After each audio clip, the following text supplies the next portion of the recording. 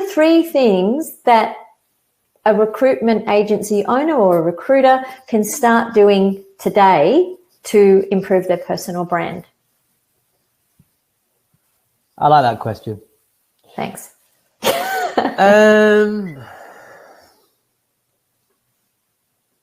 Keep asking the question, how can I make my service even more memorable so more people will tell others about me?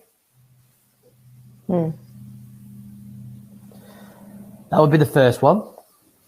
The second one is, people, when they talk to me, they want to know about what they can do on social media with their marketing and branding.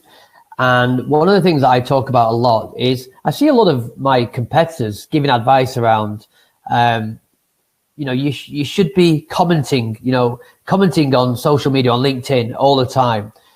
I kind of agree, but I actually think it's a really, really black hole. And I think a lot of recruiters can spend a lot of time, and even if they start commenting, they're not doing it in the right places, and they're not doing it to the right people, and they're not doing the right commentary. So not strategically. So it's not on there. Yeah. So again, if I could give some advice now to recruiters, let's just say you've got 5 prospects that you would, most recruiters right now want to win more business. There's no 2 ways about it. So think of 5 prospects that you've got very little relationship with, that you want to build a relationship with. And again, the phone is your ultimate weapon, but you want to also use different channels. So who are those people in the organization that you want to be more visible with? And that might be HR, internal recruitment teams. It might be line managers, it might be directors. And then hang out where they hang out and start to understand their world and create some conversations. Don't rush it. Don't try and get them into a meeting in 3 hours after a couple of posts. And just be patient with that. And I see very, very few recruiters doing that.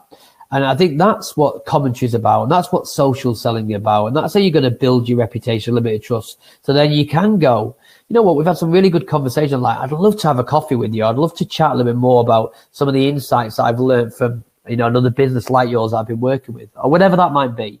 Yeah. So that would be number 2. The third thing that I would say from a branding perspective is just feel the fear and do it anyway a little bit. I think a lot of people hold back. Even great recruiters hold back. And I think you've got to test and experiment a little bit, especially if you're going to be creating content. Just go for it, I think one of the things, because recruiters, or especially the recruitment agency owners, they're doers, they're hard workers, and we've been trained. We get trained as recruiters. We're chasing next month's revenue. And it's no secret that if you're, that window where it's focusing on, the urgent, the now and the urgent, or the urgent, not important, but this window out the corner is not urgent but important. That's kind of where brand sits. It is important, but it takes time. And I think sometimes as recruiters, we struggle with anything that's not kind of chasing us towards next month's revenue. And as a business owner in particular, you're chasing next month's revenue. You've got to get the cash in the bank. Of course you do. But there has to be time spent that is looking after tomorrow's business. And perhaps that's sometimes why branding gets a little bit left behind, because it's sort of putting the yards in now, putting the work in now. Even though I guess you can certainly have some quick wins with it, but it's putting the work in now so that it's looking after it's part of that longer term, bigger picture strategy. And what I always say to my guys is just try and segregate it. Do your chasing and all that sort of stuff, but separate it out with the looking after your longer term business, and give that some energy and some focus in your business too. That's what I see, and I'm as guilty as anybody of that. Something comes at me that's immediate. I'm more than likely to put down the project I'm working with and get sidetracked to do that. But it's really important to keep in mind that your business isn't just next month. Your business is the next year, the next 5 years, and where are you looking to take that? And you have to start planting the seeds now. What's the saying? You can help me. Is it nothing comes easy quickly, or what's the saying? Someone had a really good quote the other day, and it was someone on the Power Shots. It was Paul. Paul's on the call as well, and it's like, the saying, Rome wasn't built in a day. but every day they were laying bricks. And that was a really great saying. Paul, thank you. He's on the call here. Thank you, Paul. Well, yeah, reputation doesn't come overnight. That's another one. You know, it takes time, and you know, you see that those metrics that get thrown out there about 7 pieces or 10 pieces of content before someone triggers them to go, I might want to have a conversation with you.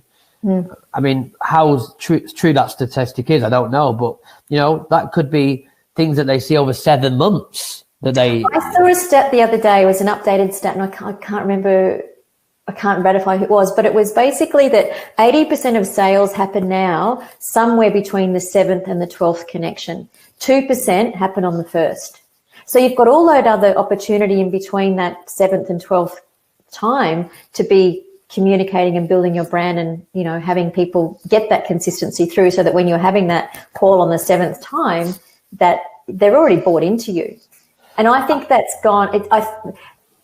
Yes, in fact, it has. That number has gone further out over time, because people have got so many other ways now that they can, you know, they've got so many ways that they can get social proof and check people out before they buy. Whereas I guess before it was a bit harder to do that. So maybe they made decisions a bit earlier. I don't know. That's just my summation. Well, there's other things. I mean, I'll give you an example. Just last week, I won some business from a cold call. We weren't even connected on LinkedIn. I occasionally like to get on the phone and make some business development calls. And the reality is that I interrupted his day. It was a good conversation. But again, he went and did some homework on me. And there was years of content there. And he sees how I add value and how I collaborate with people. And he engaged my services. And that was less than 2 weeks from a cold call. But again, you know, it's a way that I interrupted his day.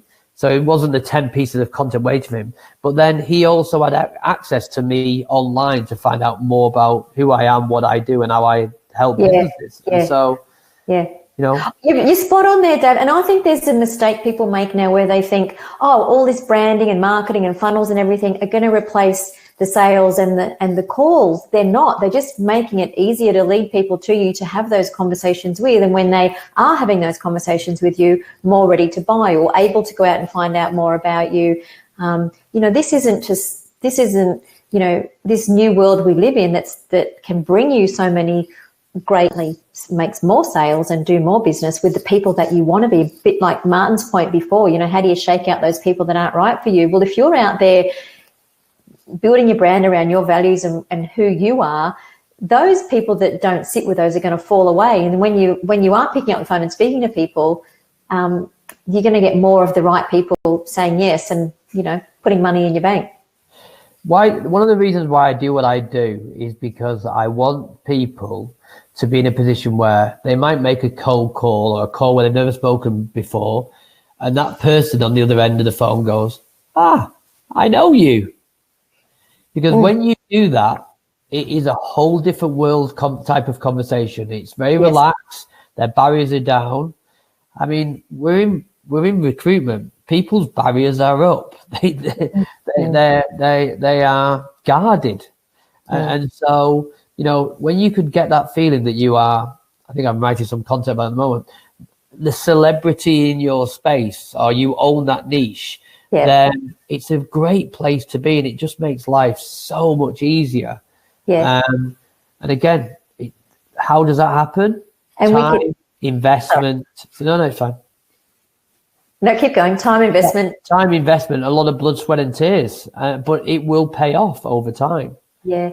And if you think that, like we had Olivia on the other day, who is an actor and who now teaches people in the corporate world how to do videos. I mean, video is it's the next best thing to sitting in front of somebody face to face, and you can present so much of who you are in a video and build your brand so much so that you're right. People, by the time they speak to you, they feel like they know you and they've already got a sense of who you are, and it makes it so much easier for them to turn that little voice out in their head going, careful, to, oh yeah, I really want to work with this person. Absolutely, absolutely. And you've got to find your thing that you're good at and what you're comfortable with as well. I think there's a massive push to get people onto video. There's a massive push to get people to do this. You've got to find your little thing that you're comfortable with, and also what's going to be relevant to the people that you're trying to sell to. And the nice thing is about the world we live in at the moment, whatever that is, you'll be able to find the channel to get it there. I was talking to my guys yesterday about, I was watching Dale Beaumont. He does, he helps small businesses, not just recruitment, but small businesses in all areas grow. And he was talking about a new software platform he'd developed called, and I can't remember what it was called. I did this yesterday. MobiMag or something, where you know how you can get your magazines on, you can sit on a screen and you can look at a magazine, whereas if you put it on your iPhone, you've still got to kind of play with the side. Yeah.